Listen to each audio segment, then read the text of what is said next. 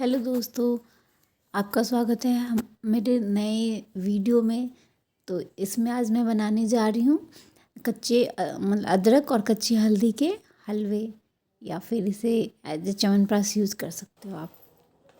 इसके लिए मैंने लिया था 1 पाव यानी 250 ग्राम अदरक और 250 ग्राम कच्ची हल्दी। दोनों को मैंने अच्छे से धो लिया है। धोने के बाद हम इसे ग्राइंडर में डाल के एक फ़ाइन पेस्ट बना लेंगे, जिसमें बिल्कुल एकदम अच्छे से पीस लेंगे इसे, ताकि आगे चल के हमें जब ये बनने के बाद हमें खाने में कोई दिक्कत नहीं आए।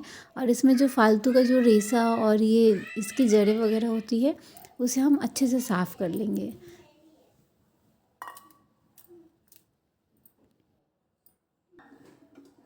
तो ये हमारा अदरक और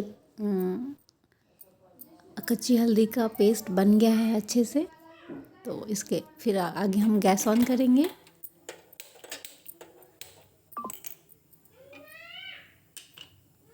गैस ऑन करने के बाद एक मोटे तले की कढ़ाई लेंगे, या फिर आप कोई भी बर्तन मोटे तले का ले सकते हैं, जिसमें चिपके ना और उसमें अच्छे से फ्राई हो जाए।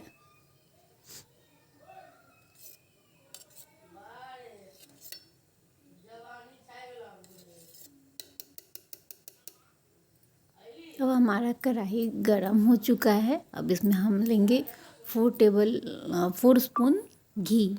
आप चाहे तो घी थोड़ा ज़्यादा मात्रा में ले सकते हैं।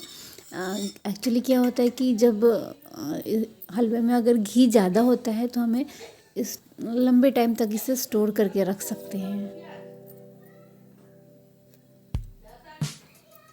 तो मैंने यहाँ 4 चम्मच घी लिया है।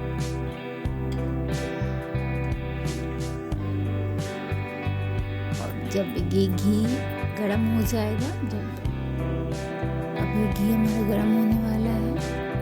घी गरम होने के बाद हम इसमें डाल देंगे अदरक और कच्ची हल्दी का पेस्ट, जो अभी हमने बनाया है, और इसे हम अच्छे से मिक्स कर लेंगे।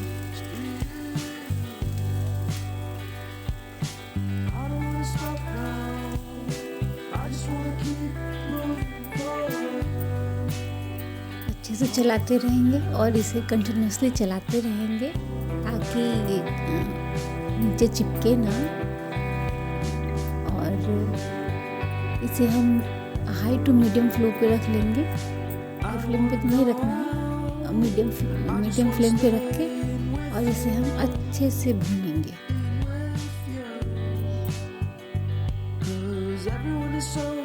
ये जो रेसिपी है ये सर्दियों में बहुत काम आता है। जैसे आपको खांसी की दिक्कत है, या फिर जुकाम बार बार आता है, फिर खांसी आता है, तो आप इसे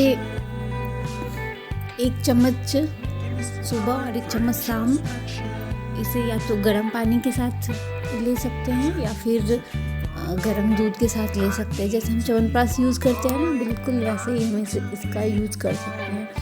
और जैसे कि हल्दी भी गर्म होता है और अदरक भी गर्म होता है, तो ये बहुत फ़ायदेमंद होता है सर्दियों में।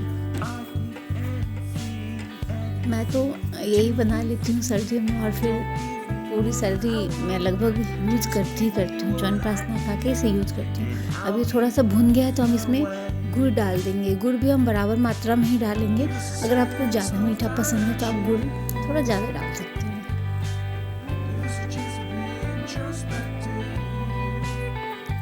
इसमें मैंने डाला था 1 पाव अदरक, 1 पाव कच्ची हल्दी, और दोनों के बराबर, दोनों हाफ आधी केजी हो गए, तो आप आधी केजी गुड़ इसमें डाल सकते हैं।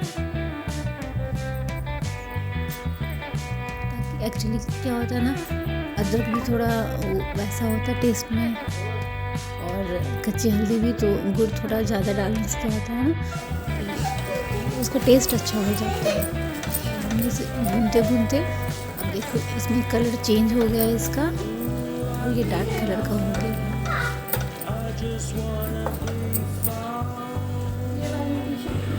फिर हम इसे भूनते रहेंगे, कंटिन्यूसली चलाते रहेंगे। आप चाहो तो बीच बीच में थोड़ी देर के लिए छोड़ सकते हैं। और जब इसका पानी अच्छे से सूख जाए और साइड से इसमें घी छोड़ने लगे। जब ये अच्छे से भून जाएगा तो आपको अलग ही दिखने लगता है। अब इसका कलर और भी ज़्यादा डार्क हो गया है, इसे हम थोड़ा सा और पका लेंगे।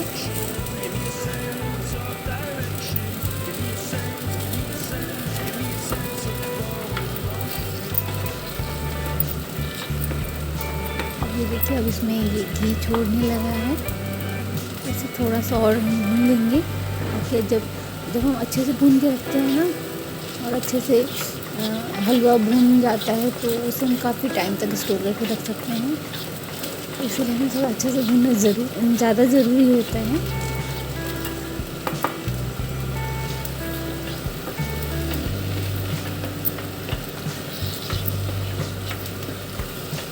मैंने इसमें घी थोड़ा कम डाला था क्योंकि मुझे इसे जल्दी कंज्यूम करना था। अगर आपको थोड़ा और लंबे टाइम के लिए रखना है तो आप इसमें घी थोड़ा ज़्यादा डाल सकते हैं।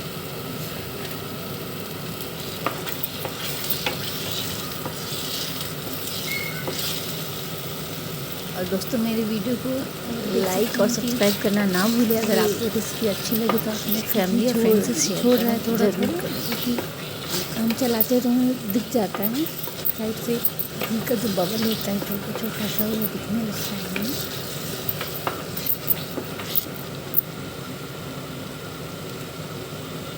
और ये जैसे कि वो उनके लिए भी ज़्यादा यूज़फुल है जो नई नई माँ बनती हैं और जिनका डिलीवरी सिजेरियन से होता है, तो उन्हें हम कुछ ज़्यादा ज़रूरी की चीज़ें नहीं दे पाते हैं, जैसे घर में बना हुआ मसाला वगैरह जो बच्चों के लिए और माँ के लिए हेल्दी होता है, तो हम इसे बना के दे